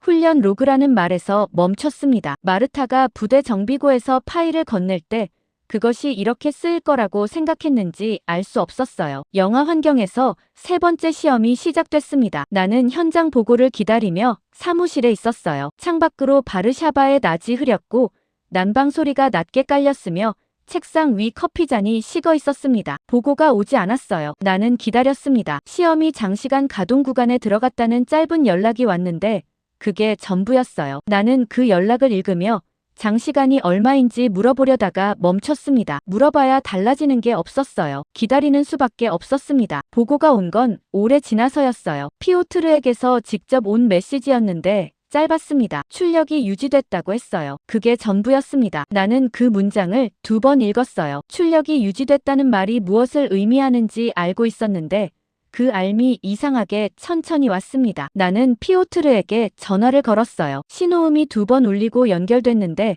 배경 소리가 시끄러웠습니다. 현장이었어요. 사람 소리와 장비 소리가 섞여 있었는데 피오트르의 목소리가 그 안에서 들렸어요. 목소리가 낮았는데 지쳐 있었습니다. 지쳐 있는데 다른 게 있었어요. 나는 전화를 끊고 나서 그 목소리를 다시 생각했습니다. 할아버지에게 영상을 보냈다는 말을 피오트르가 전화 끝에 했어요. 시험 승인서에 자신의 이름이 적혀 있다고 했는데 그것을 영상으로 병상에 있는 스타니스와프에게 보냈다는 말이었습니다. 나는 전화기를 내려놓으며 스타니스와프의 지하 창고를 떠올렸어요. 마지막 페이지에 추가 시험 금지 서명이 있었던 그 기록이었습니다. 그 기록이 끊겼던 지점에서 30년이 지나 피오트르의 이름이 적힌 승인서가 나왔다는 사실이 이상하게 실감이 나지 않았어요. 스타니스와프가 그 영상을 병상에서 봤을 때 무슨 얼굴이었는지 알 수 없었습니다. 나는 알고 싶었는데 물어볼 수 있는 사람이 없었어요. 마르타에게 메시지를 보냈습니다. 세 번째 시험 결과를 알려줬어요. 마르타에게서 답이 온 건 한참 뒤였는데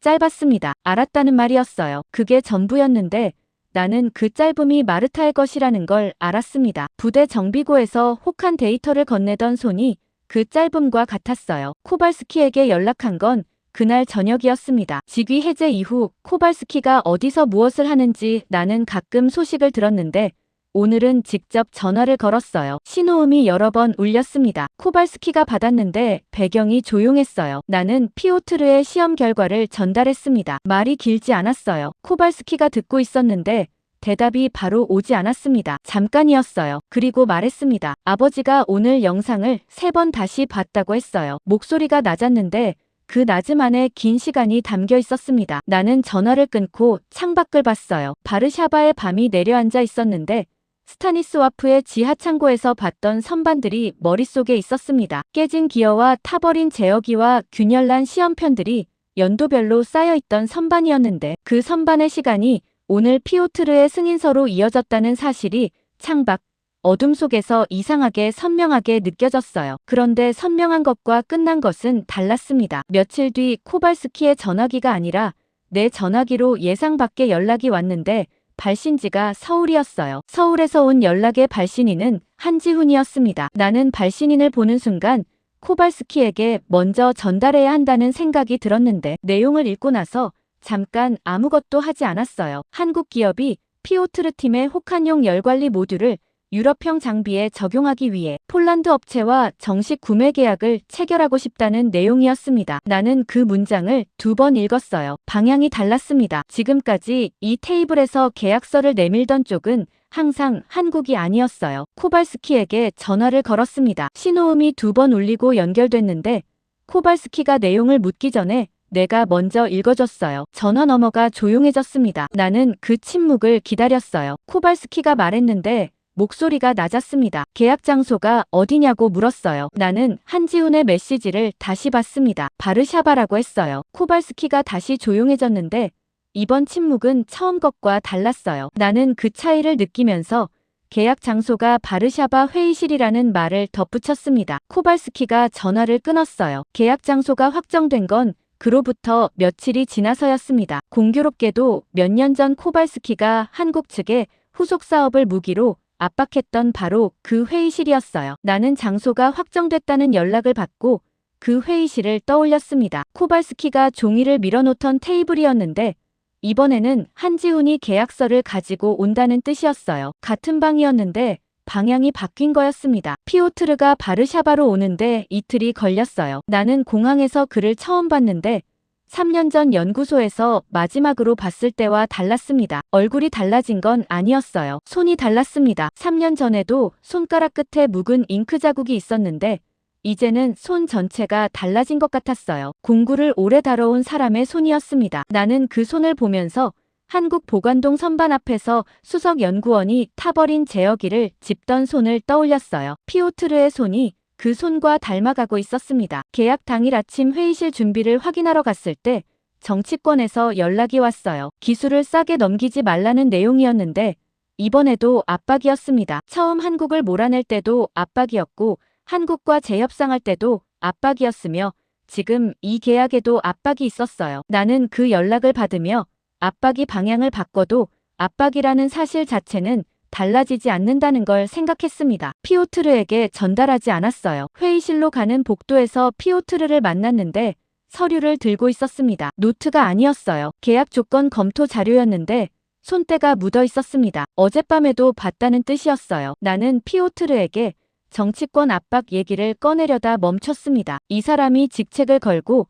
3번째 시험을 강행했다는 사실을 알고 있었어요. 그 판단을 내린 사람에게 지금 압박을 전달하는 게 무슨 의미인지 복도에서 알 수 없었습니다. 한지훈이 회의실에 들어온 건 정각이었어요. 수행원 2명이 함께였는데 서류 묶음을 들고 있었습니다. 한지훈이 자리에 앉으며 테이블을 봤어요. 나는 그 시선이 어디로 가는지 봤습니다. 피오트르 쪽이었어요. 한지훈이 피오트르를 봤습니다. 짧았는데 그 짧음 안에 3년이 있는 것 같았어요. 피오트르가 고개를 끄덕였습니다. 한지훈이 계약서를 꺼냈어요. 나는 그 계약서가 테이블 위에 놓이는 걸 봤는데 손이 밀지 않았습니다. 피오트르 앞으로 놓았어요. 나는 그 동작을 보면서 몇 년 전 이 방에서 코발스키가 종이를 밀던 장면을 떠올렸습니다. 방향이 달랐어요. 피오트르가 계약서를 집어들었습니다. 첫 장을 폈는데 읽는 속도가 빠르지 않았어요. 꼼꼼했습니다. 한 줄씩 읽는 게 느껴졌어요. 한지훈이 기다렸습니다. 서두르는 기색이 없었어요. 수행원들도 말이 없었습니다. 회의실 냉방 소리가 낮게 깔렸어요. 피오트르가 3번째 페이지에서 멈췄습니다. 나는 그쪽을 봤어요. 피오트르가 한지훈을 봤습니다. 공동생산 조건이 없다고 했어요. 목소리가 낮았는데 질문이 아니었습니다. 확인이었어요. 한지훈이 피오트르를 봤습니다. 그건 협상하겠다고 했어요. 짧았는데 그게 전부였습니다. 피오트르가 계약서를 내려놓았어요. 그리고 자신이 들고 온 서류를 폈습니다. 나는 그 서류를 봤어요. 공동생산 조건과 폴란드 업체 공급망 참여 방안이 적혀 있었는데